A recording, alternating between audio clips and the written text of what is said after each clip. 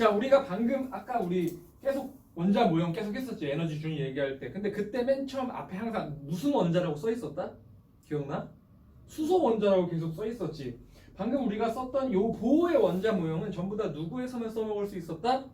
수소에서만 써먹을 수 있었어요. 전자가 하나밖에 없었어야 되는 거였었지. 그리고 기체 원자 같은 경우에는 원자 에너지가 딱딱 이렇게 딱 알맞게 될 수가 있어. 근데 우리는 이제 고체로 한번 봐볼게. 기체 분자 같은 경우에는 원자핵이 있고 전자가 이렇게 있으면은 분자랑 분자 사이, 원자랑 원자 사이가 멀기 때문에 따로 영향을 받지 않아고 그냥 이것만 우린 따질 수 있었는데, 고체 같은 경우에는 바로 옆에 원자들이 붙어 있겠지. 이런 식으로 고체들은. 그러면은 이 전자가 이 원자핵, 원래 본인의 원자핵에 당연히 인력을 받긴 하겠지만 너무 가까이 붙어 있으면 얘에 의해서도 인력을 받을 수가 있다는 얘기야. 있다는 얘기. 그래서 원래 우리 에너지 준이 이렇게 딱딱딱딱 나왔어야 되지만 고체 원자 같은 경우에는 인력을 양쪽으로 받기 때문에 에너지 준위가 이렇게 딱딱딱 나오는 게 아니라 얘가 조금씩 흔들려요. 이렇게 흔들려. 원자가 두 개 있으면 약간 흔들려갖고 에너지 준위가 두 줄이 될 거고, 에너지 준위가 약간 인력 때문에 조금씩 달라질 수가 있다는 얘기가 되겠지. 세 개가 있으면 세 줄이 될 거고, 이런 식으로 여러 가지가 될 수 있어. 그게 지금 밑에 나와 있는 저 그림이에요. 원자가 하나일 때, 두 개일 때, 원자가 매우 많을 때 보게 되면은 이렇게 에너지 띠가 여러 개가 생겨나올 수밖에 없겠지. 물론 요 가운데가 여기까지 이렇게 막 늘어나진 않아요. 아무리 그래도. 그래서 이렇게 에너지가 겹쳐가지고 나타나게 됩니다. 에너지가 겹쳐나게 나타나서 그래서 우리 이 에너지 준위가 연속적으로 돼 있어서 얘가 띠 모양으로 돼 있다. 그래서 에너지 띠라고 표현을 합니다. 에너지 띠라고. 책 한번 봐보면 고체 원자의 에너지 준이 나와 있는데, 고체 원자의 에너지 준위는 가깝기 때문에, 원자 사이의 거리가 가깝기 때문에 전자 궤도가 겹치게 되어서 에너지 준위가 겹치게 된다고 위에 써 있죠. 그 얘기를 했던 얘기입니다. 요거를 우리 이제 화학을 했던 친구들 같은 경우에 파울리의 베타 원리로도 설명을 할 수 있어. 파울리의 베타 원리 기억하시는 분들은 알겠지만 양자수가 같은 조합은 존재할 수 없다였으니까 흔들리게 된다 라는 얘기를 하고 싶었던 거고요. 그래서 밑에 에너지 띠 그림으로 보게 되면은 이렇게 에너지 준위를 에너지 띠다, 에너지 준위의 뭉치를 에너지 띠다 라고 얘기를 합니다. 에너지 띠, 에너지 띠. 그 다음에 여기 가운데 아무리 늘어져도 이 가운데는 이렇게까지 늘어나지 않아. 여긴 전자가 절대 존재할 수가 없는 영역. 여기를 우리는 뭐라고 하느냐? 금지띠라고 얘기를 하죠. 금지띠. 여기 금지띠라고 써있잖아요. 띠간격 나와 있는 게. 금지띠, 띠간격 다 같은 소리예요. 띠간격, 띠간격. 이렇게 다 존재를 한다는 얘기죠. 이런 것들이 띠가 있다. 이게 에너지 띠다 라는 걸 우리는 알아두시고, 그러면은 에너지 띠의 구조에 대해서 밑에 한번 봐볼게. 에너지 띠라고 하는 거는 그러면 어떤 것들이 있느냐? 자, 일단 허용된 띠라고 하는 게 존재를 합니다. 허용된 띠랑 금지띠로 나눌 수가 있는데, 금지띠가 요 띠간격이야. 절대 존재할 수 없는 띠. 이걸 금지띠라고 얘기를 하고, 지금 허용된 띠라고 하는 거는 말 그대로 전자가 들어갈 수 있게 허용된 띠라고 얘기를 할 수가 있어요. 여기는 이 띠는 허용된 띠가 되겠죠. 얘도 허용된 띠가 될 수 있겠지. 전자는 허용된 띠가 있다. 자, 전자가 존재할 수 있는 에너지 영역을 밑줄 쳐주면 되겠죠. 허용된 띠는. 근데 정의 자체는 절대 온도가 0도일 때부터 전자는 허용된 띠에서 에너지 낮은 쪽부터 채워진다라는 얘기가 있는데, 그냥 그렇구나 정도만 알아두시면 됩니다. 얘는 정의예요. 그냥 허용된 띠의 정의. 전자는 아래쪽부터 채워질 것이다 라는 얘기를 할 수 있었고, 그리고 이 허용된 띠, 이 허용된 띠를 또 자세하게 보자면은 허용된 띠, 여기 허용된 띠도 나눌 수가 있어. 뭐로 나눌 수 있느냐? 보면 보통 이렇게 두 가지로 나눕니다. 원자가띠라는 게 나와요. 원자가띠. 그 다음 위에 전도띠라고 하는 두 가지의 띠가 나오게 됩니다. 원자가띠랑 전도띠. 그러면은 원자가띠라고 하는 건 말 그대로 원자과 전자의 느낌이겠지. 전자가 채워져서 가장 바깥쪽에 전자가 존재하는 그 에너지 띠 영역을 원자가띠라고 얘기를 해. 그럼 여기 전자가 있을까 없을까? 있겠죠. 전자가 있는 상황이에요. 전도띠는 전자가 존재할까 안 할까? 안 해요. 전자가 존재하지 않아. 근데 이제 이 원자가띠, 여기 가운데는 당연히 띠 간격, 금지띠가 되겠지.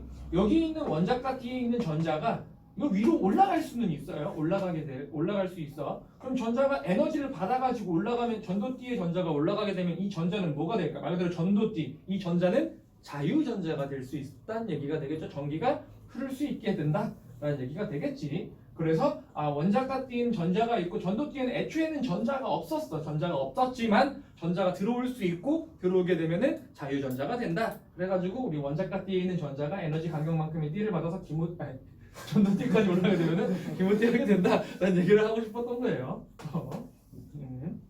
그렇게 된다라는 얘기죠.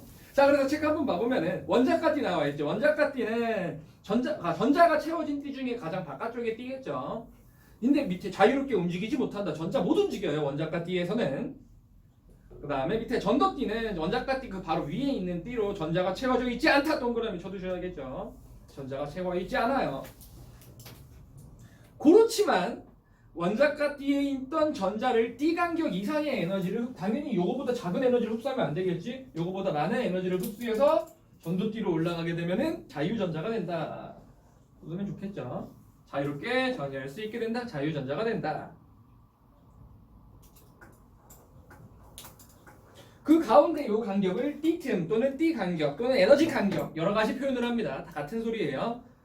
여기 영역은 가질 수 있어. 전자가 에너지를 못 갖죠. 당연히 절대로 못 갖습니다. 띠 간격. 그러면 이제 느낌 오지. 요 띠 간격이 넓으면 넓을수록 에너지를 많이 받아야지 전도띠로 올라갈 수 있다는 얘기고, 이 간격이 작으면 작을수록 조금만 에너지를 받아도 올라갈 수 있다는 소리가 되겠네.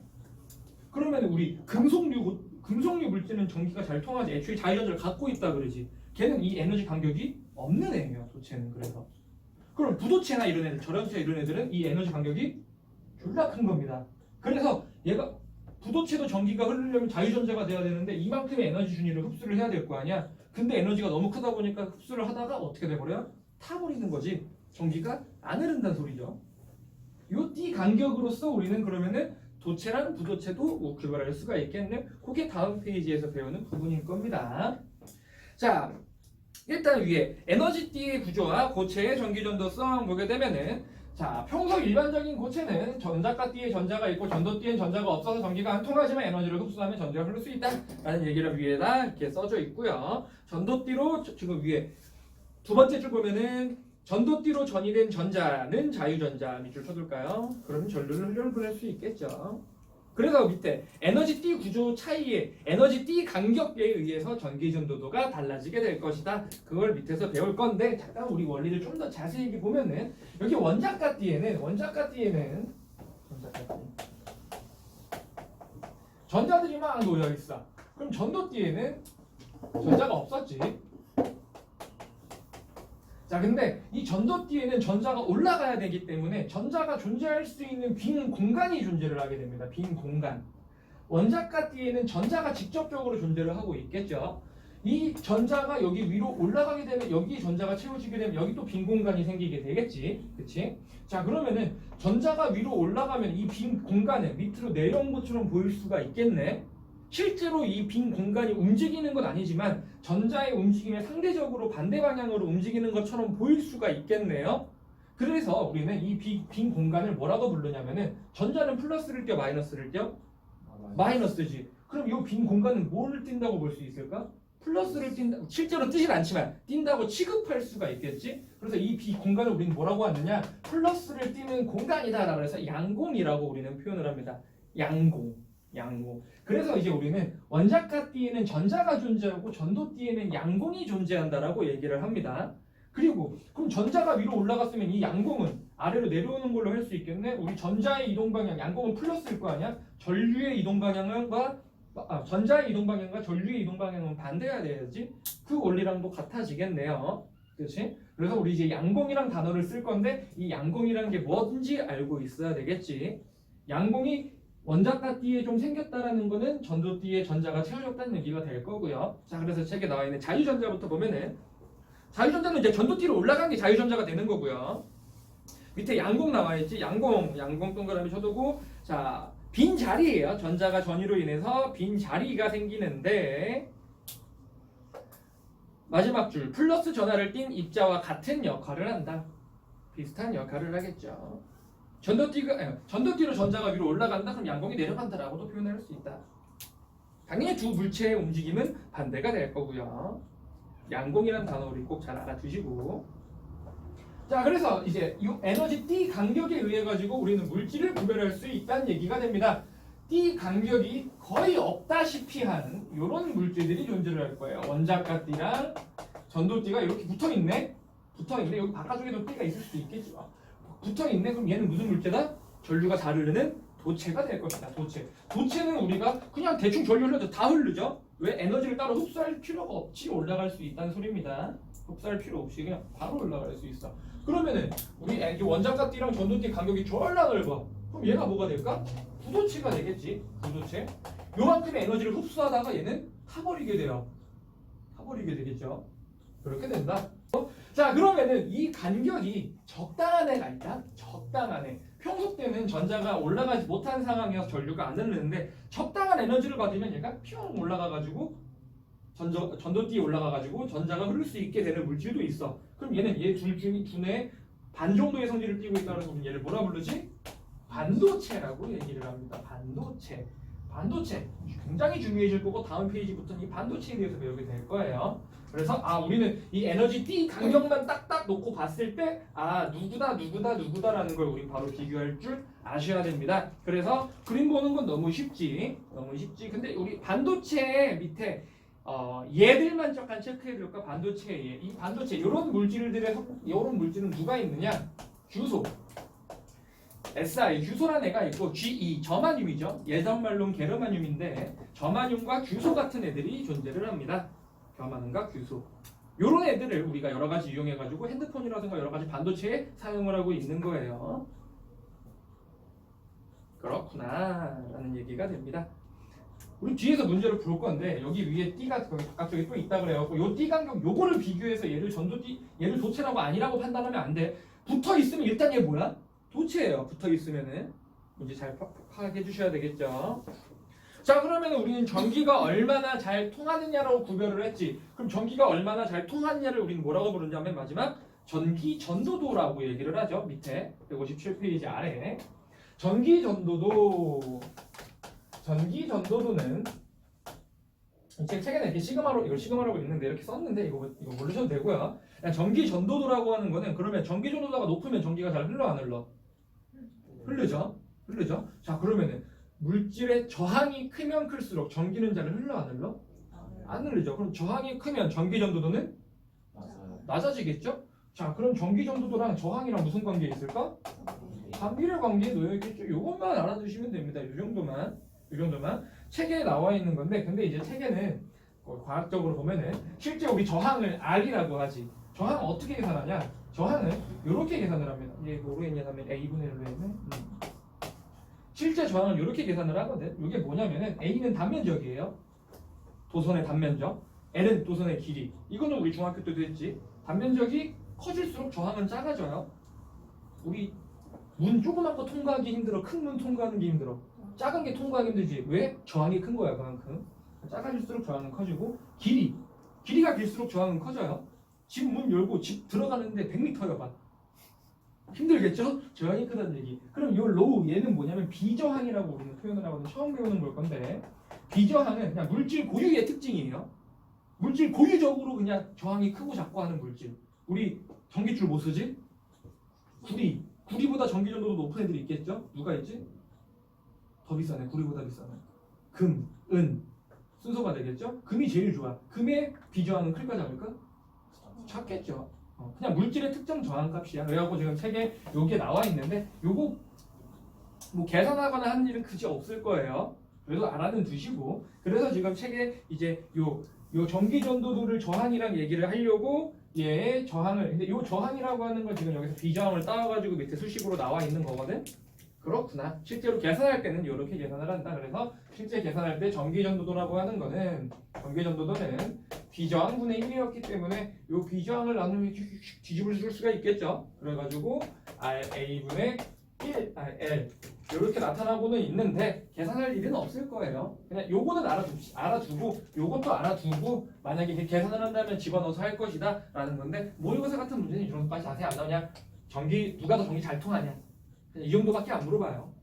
학교에서 내신에서는 할 수 있으니까 일단 알아두시고 집어넣어서 계산할 수도 있어요. 자, 넘어가서 자, 그래서 여러 가지 물질의 전기 전도도 보면은 오른쪽에 구리, 철, 금은 전기가 잘 통하지. 그럼 전기 전도도가 높겠죠. 그럼 비저항은 작겠죠. 그 얘기 나와줍니다. 오른쪽 전기 전도도가 크다. 비저항이 적다. 전류가 잘 흐른다. 밑줄 쳐둘까요? 그렇구나. 이거 알아두시면 됩니다. 밑에 탐구 자료창은 여러 가지 물질의 실제 전기 전도도를 계산을 한 겁니다. 그렇구나. 누가 제일 커 지금 여기서? 은이 제일 크겠죠. 전기 전도도가. 금이 있었으면 금이 더 크겠죠. 구리, 알루미늄, 철. 고무는 전기 전도도가 지금 너무 작죠? 안 통한다는 소리지. 그럼 이 전기 전도도 값으로 얼추 도체, 부도체, 반도체 정도로 구별할 수 있겠다. 그 얘기를 하고 싶었던 건데 맨 마지막 확배경 나와 있는데 요거 아셔야 됩니다. 확배경. 자, 우리 그래프가 하나 나올 건데 지금 얘 비저항 그렸나? 비저항인데 그냥 저항이라고 할게요. 저항이라고 하고 x축은 온도고 y축은 저항이야. 비저항 나왔으니까 비저항이라고 보자면은 자, 각각의 물질마다 온도에 따라서 저항이 변합니다. 변해요. 그거 우리는 알고 있어야 돼. 자, 우리 1학년 때 했던 거 혹시 초전도체 기억해? 기억나? 초전도체? 초전도체 그래프가 요런 식으로 됐던 거 기억나요? 기억나지? 요게 의미하는 게 뭐였어? 온도가 내려갈수록 저항이 작아지다가 특정 온도에서 저항 기정이 0이 되는 순간이 초전도체였잖아. 초전도체도 도체예요. 그 얘기라고 하는 거는 이게 도체의 특징이고 요 그래프가 도체의 특징이죠. 요 그래프가 도체라고 하는 애는 온도가 낮을수록 저항이 작아지네. 그러면 온도가 낮을수록 전류가 더 잘 흐른다는 소리가 되겠죠. 오케이? 온도가 낮을수록 저항이 작아지니까 전류는 더 잘 흘러요. 그럼 전기 전도도는 도체의 경우는 온도가 낮을수록 전기 전도는 더 커지게 되겠지. 요건 도체. 근데 부도체, 반도체는 반대예요. 반도체니까요. 반대죠. 자, 요게 반도체 그래프야. 반도체 그래프. 반도체 그림 너무 얘는 반도체입니다. 반도체 같은 경우에는 반대예요. 온도가 올라갈수록 저항이 작아져. 그럼 온도가 올라가면 저항이 작아지면 전류가 잘 흐르게 되겠죠. 반대예요, 원리. 알아두세요. 그래서 저 반도체 도체 옆에다가 써놔. 도체는 온도가 낮을수록 전기 전도도가 증가. 반도체는 온도가 높을수록 전기 전도도가 증가.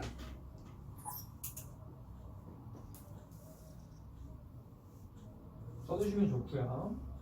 그래서 우리 알다시피 우리 반도체로 쓰이는 컴퓨터나 우리 기계들 같은 거 온도가 높아지면은 불나지. 왜 그럴까? 걔네들 다 반도체로 되어 있어.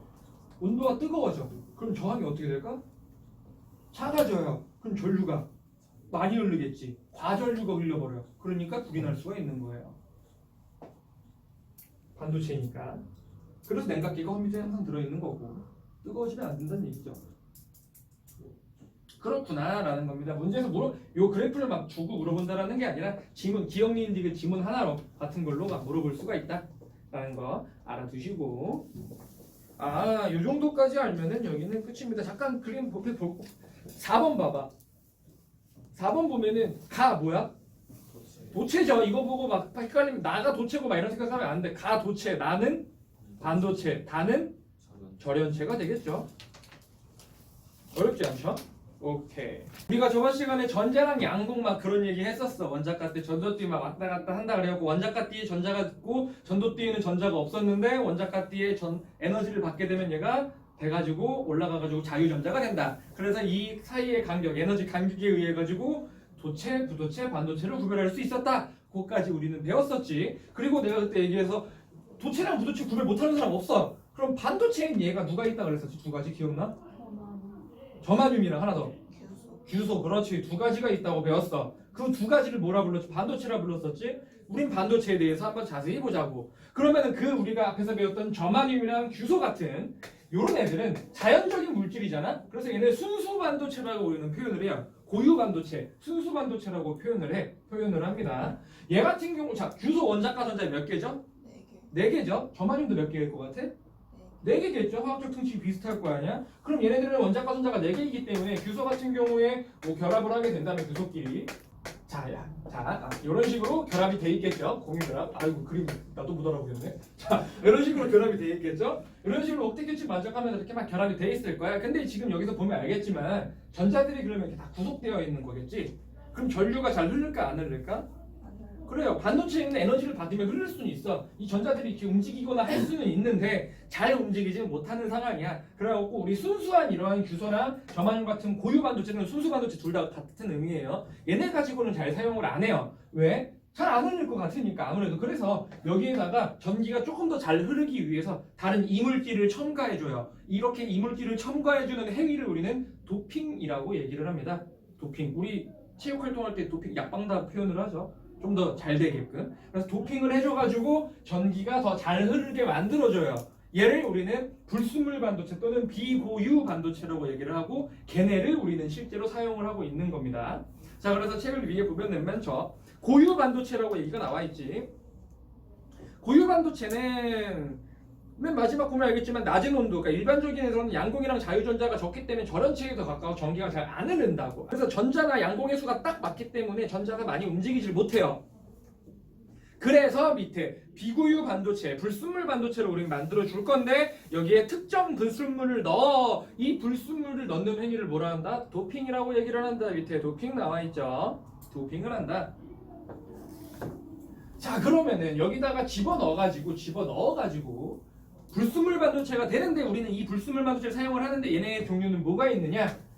N형, 지금 N형부터 나와, P형부터 나와 있네. 자, P형 반도체가 있고 N형 반도체가 있어요. 두 놈이 존재를 합니다. 과학에서 2개가 나오면 당연히 2개를 비교를 하고 문제를 물어보겠죠. 각각의 특징들에 대해서. 자, P형 반도체랑 N형 반도체를 나누는 기준은 도핑을 해주는 애들 누구를 해주느냐에 따라서 나누게 됩니다. 자, P형 반도체는 도핑을 누구를 해주느냐? 원자과 전자가 3개인 놈을 도핑을 해줘요. 원자과 전자가 3개인 놈을 도핑을 해줍니다. 3개인 놈을. N형 반도체는 원자과 전자가 5개인 놈을 도핑을 해줘요. 도핑을 해줘요. 그러면 어떻게 전류가 잘 흐르게 되는 거냐면은, 자, 아까 규소, 괜히 지웠어.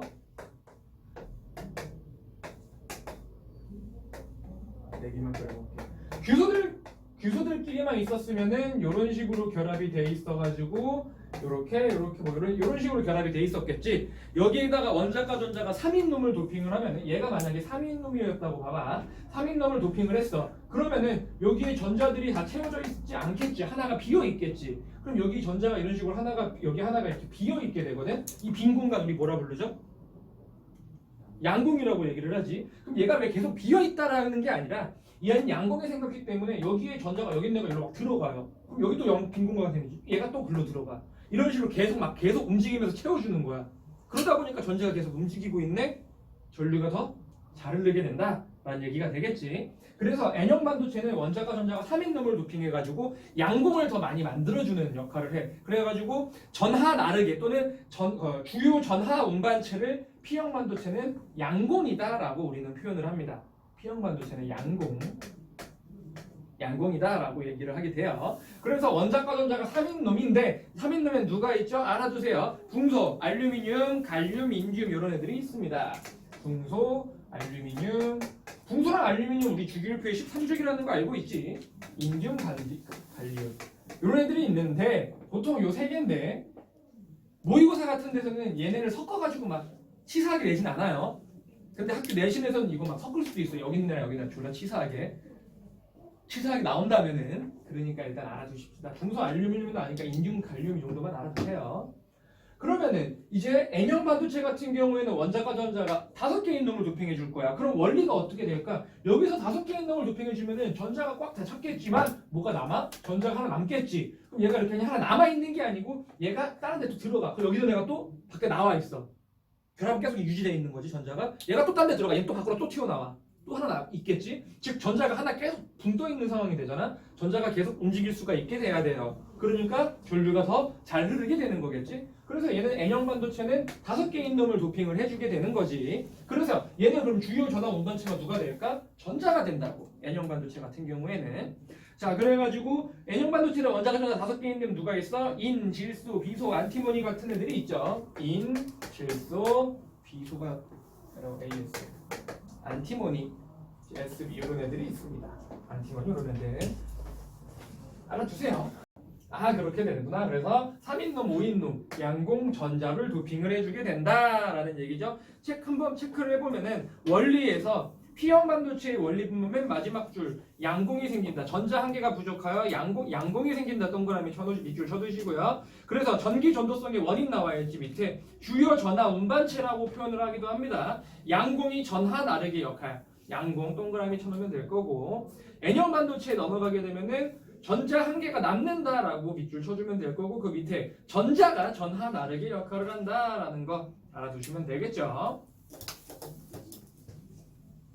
얘를 그러면은 지금 밑에 있는 그림은 에너지 준위에 대한 개념으로 그림으로 우리는 보여준다면은 P형 반도체는 우리 어차피 전도띠랑 원자가 띠가 있으면 간격이 어느 정도 있었을 거 아니야. 그럼 도핑을 해주면 어떤 일이 발생하느냐? 에너지 띠 간격에서 보면은 P형 반도체는 원자가 띠 바로 위에다가 양공이 들어갈 수 있는 에너지 띠를 도핑해 주는 거야.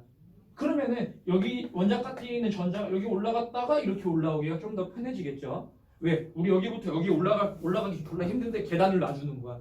밟고 올라가라고. 편해지겠지. N형 반도체 같은 경우에는 똑같이 원자가띠랑 전도띠가 있는데 얘는 원자가띠 바로 아래에다가 전도띠 바로 아래에다가 전자를 이렇게 도핑을 해줘요. 그러면 전자가 위로 착 올라가면 여기도 내도 일로 올라갔다 올라가기 편해지겠지. 이런 식으로 도핑을 해주게 됩니다. 에너지도 알아두시면 좋겠어요. 에너지 쪽은 잘 물어보진 않는데 그래도 이 그림 보고 무슨 반도체인지 알 수 있으면 좋을 것 같아요. 외워야 되겠죠? 어렵지 않아요. 자, P형 반도체는 왜 P형이었을 것 같아? 얘는 지금 얘네들로 이름을 짠 거야. 양공 플러스 느낌이지. 그래서 얘는 포지티브형 반도체예요. 얘는 뭘까 그러면? 네거티브가 되겠죠? 수학에서 포지티브, 네거티브는 플러스, 그러니까 양과 음의 의미가 있어요. 부정적인 꼭 이런 뜻이 아니고. 그래서 N형 반도체는 네거티브니까 전자를 도핑을 해주는 상황이구나. 아, 네거티브 전자? 그럼 원자값 이제 5개이네? 그러면은 질소 이런 애들, 그 다음에 전자를 도핑해줬고요. 그 다음에 P형 반도체, 그러면 P형 반도체 포지티브 양공이니까 원자과 전자 3인놈 도핑, 그러면은 붕소, 알루미늄 이런 애들일 거고요. 그 다음에 에너지 T는 자 P형 반도체야. P지. 우리 P 나면 P 아래로 흐르죠? 그래갖고 에너지 T 아래 만들어줘요.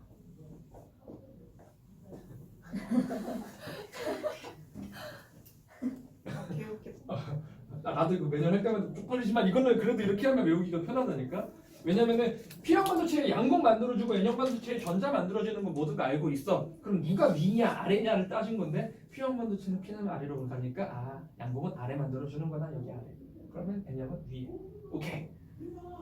부끄럽지만 알아두세요. 그럼 외우기가 쉬워. 이미 다 외웠어 벌써 이렇게. 이렇게 외워. P형 플러스. 그리고 여기 양공 만들어줬죠 지금. N형 여기 구멍 뚫려 전자가 움직인다고. 그만할게요. 미안해요. 포지티브랑 네거티브로 우리 알아두시면 되겠죠. 얘를 가지고 이 반도체 N형과 P형을 만들어가지고 합쳐가지고 여러 가지 우리 반도체, 우리 핸드폰도 마찬가지고 반도체를 사용을 하고 있는 거예요. 여기가 지금 불순물 반도체, 비고유 반도체까지. 원래는 순수랑 불순물이 순수 반도체, 불순물 반도체로 표현을 했었는데 이번에 개정되면서 고유랑 비고유라는 단어로 바꿨어요.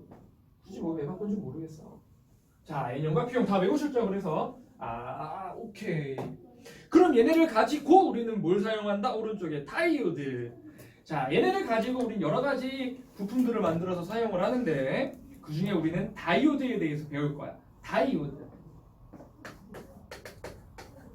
있어 보이죠? 자, 다이오드라고 하는 거는 반도체 두 놈을 붙여가지고 만듭니다. 반도체 두 놈을 붙여서. 자, 그럼 누구랑 누구를 붙일까? 당연히 P형과 N형을 붙이겠죠. 같은 놈 두 개 붙이진 않아요.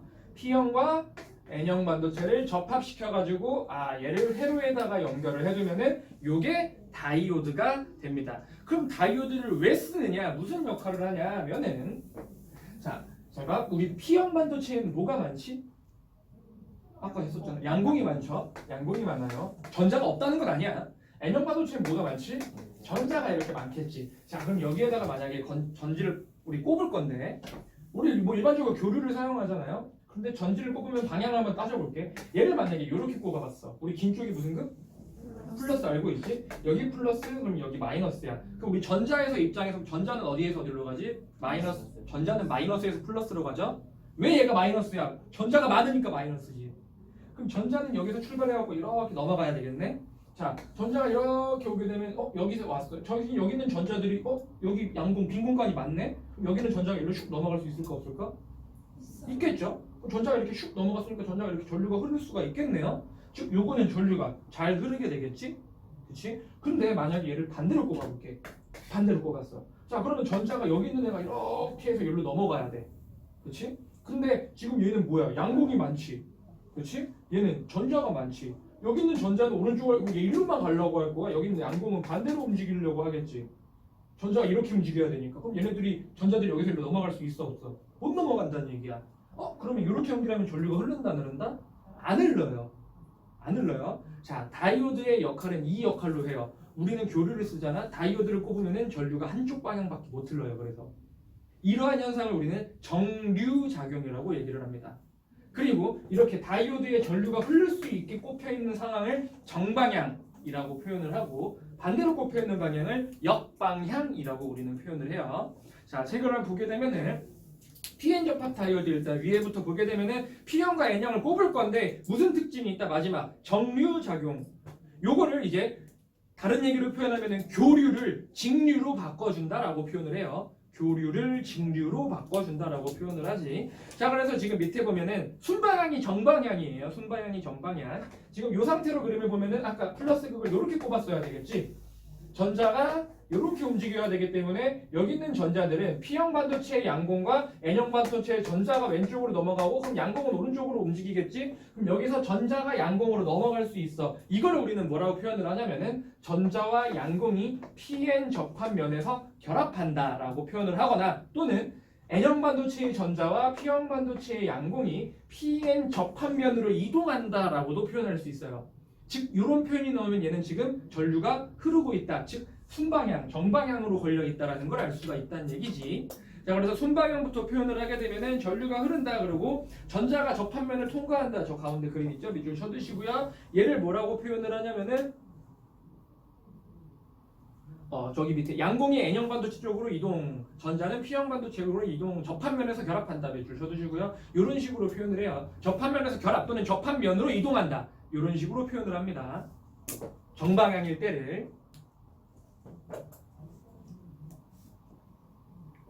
자, 그러면 역방향일 때 봐볼게. 역방향일 때는 어떻게 표현을 할 수 있을까? 역방향일 때 얘네가 결합하는 게 아니라 반대로 움직이지. 이 경우에는 P형 반도체의 양공과 N형 반도체의 전자가 접합면의 반대 방향으로 움직인다. 또는 얘네가 서로 멀어진다. 이런 식으로 표현을 합니다.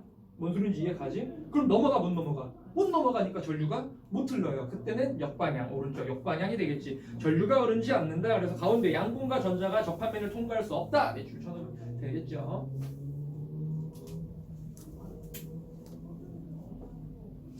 그래서 잘 봐. 그럼 P형과 N형 이렇게 있으면 건전지를 어떻게 꼽아야 돼? 이렇게 꼽아야 돼. 외우기는 쉽죠. P형 반도체는 어디에 꼽아야 돼?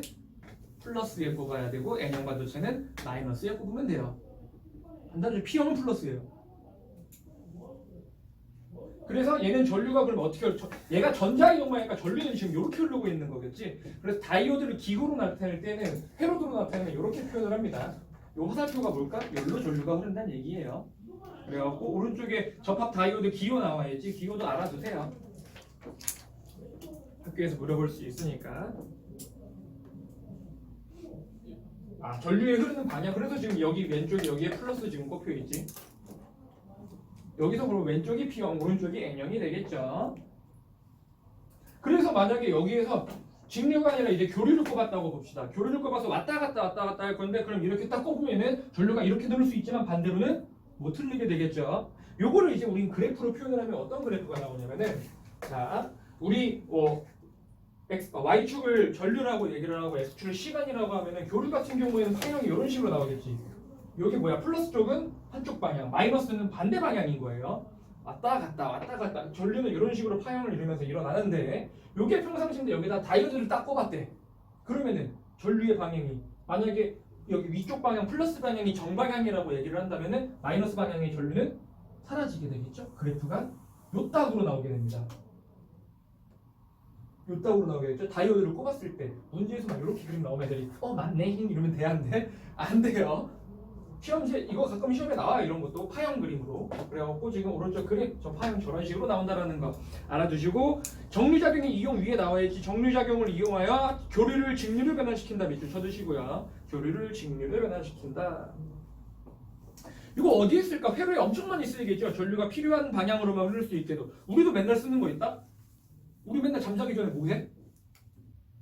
충전하고 자야 되죠. 자, 충전기에는 다이오드가 있습니다. 당연히 있겠지. 전기가 들어오면 와야지. 얘가 나가면 돼야 안 돼. 안 돼. 왜 꼽으면 방전되는 거야? 뭐야? 그럼 쓰면 안 되잖아요. 전류가 들어만 와야 돼. 들어만 와야 되니까 다이오드가 있겠지. 여기에도 간단하게 보면 여기도 있겠지만 이제 여러 가지 회로를 봤을 때도 전류가 필요한 방향으로만 흐를 수 있게 해주는 걸 사용을 하겠죠. 왜? 우리는 교류 신호를 쓰고 있기 때문에. 교류 신호를 있으니까요. 아, 그렇구나 라는 거. 다이오드는 그런 원리구나. 오른쪽에 암기에 나와 있네. 순방향 플러스를 P형에, 플러스를 P형에 쳐놓으면은 요것만 알면 될 거예요. 플러스를 P형에 꼽습니다. 자, 문제에서 막 이런 거야 이제. 여기 몰라. X 반도체, Y 반도체 꼽았대. 자, 꼽아야 돼. 얘를 지금 요렇게 꼽았더니 전자와 양공이 결합을 했다면은 X는 원자과 전자가 몇인 놈을 도핑해줬을까요? 5인 놈이겠죠. 그렇지. 왜? P형이니까 얘가 P형이겠지? 얘는 N형이니까 원자과 전자가 5인 놈을 도핑해줬을 거야. 이런 식으로 문제들이 나올 수도 있다. 이렇게 섞어가지고 간단하게 안 나오겠죠. 근데 이쪽 부분은 어렵지 않기 때문에 하다 보면 금방 적응이 될 거예요. 이게 다이오드의 원리다. 그러면 우린 다이오드에 또 이건 정리작용으로도 사용을 하지만 우리 이 다이오드가 에너지 잠깐 준위로 보면은 얘가 뭐 P형, N형이었어. 그럼 전자의 느낌으로 보자면은 P형 반도체 양공이면 N형만 전자가 있지, 그렇지? 그럼 전자가 여기서 P형 올라가고 일로 넘어간다면 일로 P형 떨어지는 거거든. 그럼 여기로 전자가 이렇게 딱 떨어지면서 여기에서 이만큼 에너지 간격만큼의 에너지를 방출하겠지? 이때 이 에너지를 전자기파의 형태, 즉 우리가 볼 수 있는 가시광선의 형태로 방출하게 만들면 이걸 뭐라 부를까? LED라고 우린 불러요. LED가 Light Emitting Diode, 얘 다이오드 쓰는 겁니다. 다이오드예요. 그래서 너네 뭐 대학교를 간다 보면 이제 LED 막 이렇게 생겼어. 이렇게 생겼거든. 여기다 이렇게 생겨갖고 여기다가 양쪽에서 전기 꼽아갖고 막 빛 나오는지 확인할 거거든. 여기 플러스 마이너스 꼽았는데 빛 나왔는데 반대로 꼽으면 될까 안 될까? 안 돼요. 빛 안 나와요. 당연히 같은 방향으로 흘러야 되니까 이런 것까지는 알 필요 없고. 얘를 LED라고 한다. 그래갖고 밑에 다이오드의 이온의 LED 발광 다이오드가 나와 있죠. 써있네요 영어로. 자, 그래서 이 다이오드에 전류가 흘렀을 때 전자가 방출하는 그 에너지의 파장값에 빛이 방출이 되기 때문에 우리는 이걸로 이 원리로 LED를 사용을 하고 있는 거야. 지금 우리 뭐 LED 주변에 많잖아. 핸드폰도 마찬가지. 여기서 막 이 에너지 엄청난 거죠. 자, 근데 여기서 LED는 지금 책에는 안 써있나? 일단 특징부터 가볼까? 원리 보면은 전자와 양공이 결합하면서 D 간격에, 자 밑줄, D 간격에 해당하는 에너지만큼 빛을 방출한다. 그렇기 때문에 이 D 간격이 다르면은 진동수도 다르겠지. 그러면은 방출하는 빛도 다르겠네요. 자, 만약에 지금 내가 이 다이오드를 꼽았더니 얘가 빨간색 빛이 나왔대요. 빨간색 빛이 나왔대. 그러면은 내가 지금 얘를 파란색 빛을 원하고 싶어. 그러면은 이 D 간격이 더 큰 애 꼽아야 돼? 작은 애 꼽아야 돼? 큰 애 꼽아야 되겠죠? D 간격이 크면 진동수는 큰 거니까 파장은 더 짧은 파란색 빛이 나오겠지. 이런 식으로 문제들이 앞에서 엮어서 나올 거야. 근데 이제 반도체 같은 경우에는 다이오드는 한 놈의 다이오드가 빨, 초, 파 이 색을 다 내지 못해요. 이 D 간격은 바꿀 수 있어 없어? 없어. 물질 고유의 특징이야. 그러니까 만약에 빨간색 다이오드가 있다 파란색으로 바꾸고 싶잖아. 이 D 간격을 조절하지 못한다고. 새로 꼽아야 돼. 그러니까 우린 빛의 삼원색 RGB 세 개를 다 같이 꼽혀 있죠. 다이오드에는 요 셋이 같이 얘기를 하는 거지. 그렇게 된다. 그래서 반도체의 띠 간격에 따라 방출되는 색의 빛이 다르기 때문에 빛의 삼원색을 쓰기 위해서는 반도체 세 개를 써야 돼요. 그러니까 LED 세 개를 써야 되는 거야. 그게 오른쪽 그림으로 간다는 게 나와 있고요. 이 이게 발광 다이오드에 많이 쓰인다. 이 원리로 많이 쓰여요. 우리 리모컨도 마찬가지. 눌러가고 여기서 전자기파 쏘는 거야. 대신 이제 리모컨이 쏴주는 전자기파는 가시광선 영역을 벗어났겠죠. 적외선 쪽 쓰겠지. 그러니까 우리가 못 보는 거죠. 그러니까 엄청 많아요. 뭐 우리 마우스도 그거 쓰나 모르겠다. 마우스, 뭐 리모컨 등등 여러 가지가 많습니다. 많이 쓰여요. 다이오드는 꼭 회로에만 쓰이는 게 아니라 이런 데도 쓰인다. 원자과 띠에 있는 전자들의 에너지는 모두 에너지 원자과 띠는 이렇게 띠 뭉친데 얘는 에너지가 겹쳐 있는 상황이었지. 그러니까 여기 있는 애랑 여기 있는 애랑 에너지는 달라요. 당연히 띠가 겹쳐 있는 상황이니까. 그래서 에너지가 다릅니다. 저거 많이 나와요. 원자과 띠에 있는 전자들의 에너지는 모두 같지 않습니다. 알아두세요. 그럼 요 그림 보자마자 얘 양공 얘 무슨 형? P형 얘 N형. 그럼 P형 무슨 극? 플러스에 마이너스 극 연결해야 된다. 그럼 기억은 양공이 아니라 니은은 양공이 아니라 전자가 될 거고요. 니은 플러스 맞고요. 정방향을 얘기를 해야 되는 거니까 디귿은 접합면에서 결합한다 아까 얘기했었지. 이런 식으로 또는 접합면에 가까워진다 이런 식으로 표현을 해나갈 수 있는 게 17번이 되고요. 자 한번 봐보면은 나머지는 알겠지. P형 여기 플러스 여기 마이너스 꼽는 건 알겠어. 그리고 D형 접하면 이동 이것도 맞겠지. 디귿 전압을 증가시키면은 그럼 우리 이런 생각했지. 전압을 증가시키면 에너지가 커지니까 색깔이 바꿀 수 있는 거 아닐까요? 라고 생각을 하겠지만 요 다이오드는 간격 바꿀 수 있다 없다? 없다. 애초에 얘와 다이오드의 간격이 큰 놈으로 갈아 껴야 돼요. 파란색 빛을 보기 위해서는. 얘 가지고 조절 못한다고. 이렇게 그래서 디귿은 틀리게 됩니다. 그럴듯해 보이지만 틀렸다라는 거.